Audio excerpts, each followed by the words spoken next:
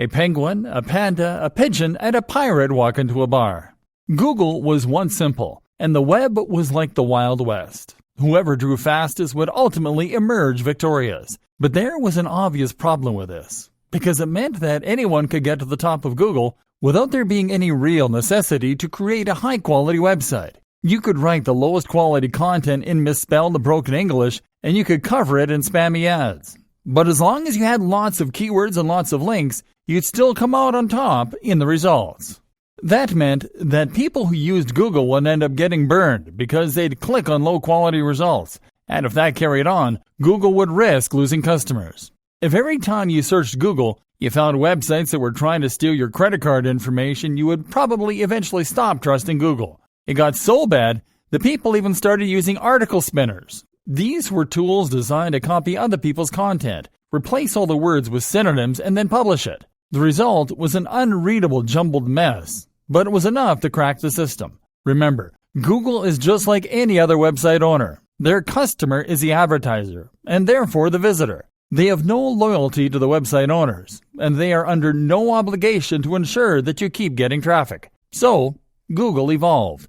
Google changed its algorithms to become more sensitive and smarter. Now, if Google detects attempts to game the system, it can penalize content that was designed to trick Google, and that wasn't offering any quality in return, and it could ensure that only the best quality got to the top.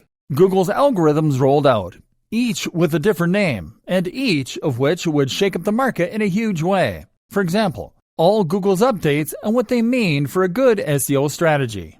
Panda.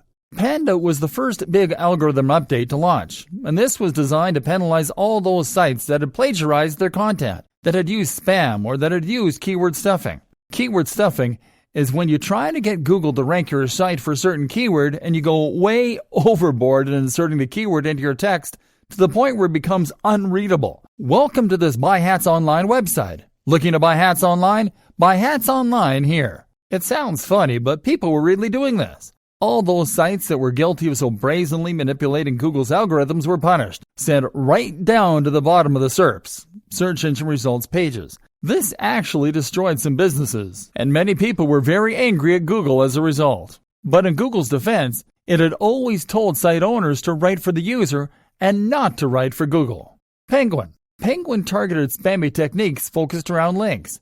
All those sites that had created hundreds of thousands of links on low-quality sites were penalized.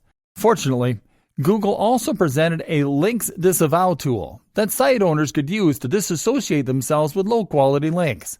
Google emphasized the importance of quality links over quantities of links. In other words, if you get a link from the BBC, then it will be worth infinitely more than 1,000 links from e-zine articles, simply because anyone can get links from e-zine articles, and a link from the BBC is a genuinely impressive testimony. The best way to think of this now is as a game of degrees of separation. Certain sites have much more clout than others. A site with an .edu domain or a .gov will have a lot of authority and trust to begin with. Likewise, sites that come up in Google's news section also must carry a lot of influence. If you can get a link from one of those sites, then this could change your fortunes overnight. But failing that, you can try getting a link from a site that has a link from one of those sites. Failing that, get a link from a site that has a link from a site that has a link from a site that has lots of authority and trust. In other words, get as close to the most influential brands in your niche as possible to reap the major rewards. Pirate. Pirate focused on stolen content and copyright breaches. About time, too. In 2017, another update called Fred reinforced this by penalizing sites that were violating Google's webmaster guidelines. Affected sites were typically low-quality sites designed purely to bring in ad revenue.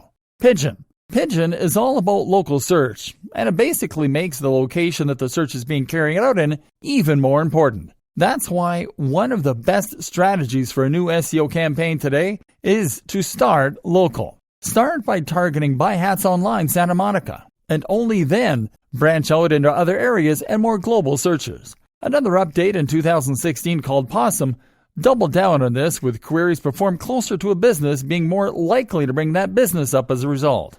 Mobile. The mobile friendliness update was designed to make webmasters create sites that would be optimized for mobile. This meant they should load quickly, use a responsive design that would change shape depending on the size of the screen, use touch-friendly navigation elements. Speed optimizations became especially important, in fact. And this is something that Google is really pushing for right at the moment. It wants to ensure that users have the best possible experience from start to finish. So, if your site is filled with unnecessary plugins that just slow things down, then you should remove them. Google actually offers a site speed test and a mobile friendliness test, both of which can be run very easily through the browser. Test both these on your site to ensure that your page meets the new requirements, and you can avoid being penalized for not catering to what is now a significantly large portion of the overall audience. AMP. Another thing to look into if you really want to get into Google's good books is AMP. This stands for Accelerated Mobile Pages, and is a new initiative from Google that is designed to encourage creators to create a second, highly mobilized, super quick version of their site. This is possible to achieve through a single plugin if you use WordPress, and once that is in place, your site will be able to appear at the top of the other search results with an image from your site and an AMP logo to encourage more users to click it. RankBrain. RankBrain was introduced in 2015 to help Google better match the intent of a query rather than looking for precise keyword matches. It is not so much an algorithm change as it is a specific tool that Google uses and that relies on machine learning in order to properly understand the content of websites and the precise meaning of search terms. Between this and Panda, keywords became far less straightforward. They're still important, yes, but now so too is using synonyms for those keywords, natural language surrounding the keyword, and using the exact key phrases subtly. Today, the most common advice is to use keywords with a density of around 1 to 2%.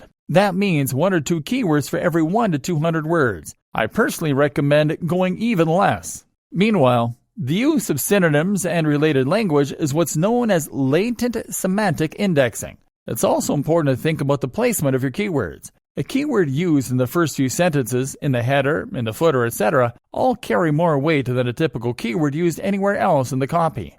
RankBrain is constantly evolving, using huge amounts of data to better understand what users respond well to. And that doesn't just mean keyword use. It also means that you need to offer deeper, more meaningful content. The recommendation among many creators is to aim for content that is anything from 800 to 2,000 words long. This should include links out to other useful sites to act as references. I highly recommend linking out to research and studies if you are writing a scientific piece. And it should include images and charts and bullet points. RankBrain also brings even tighter focus onto UX, user experience. Using its machine learning chops, RankBrain can look around your site as though it were a real person, and it can decide what makes for a good experience and what makes for a bad one.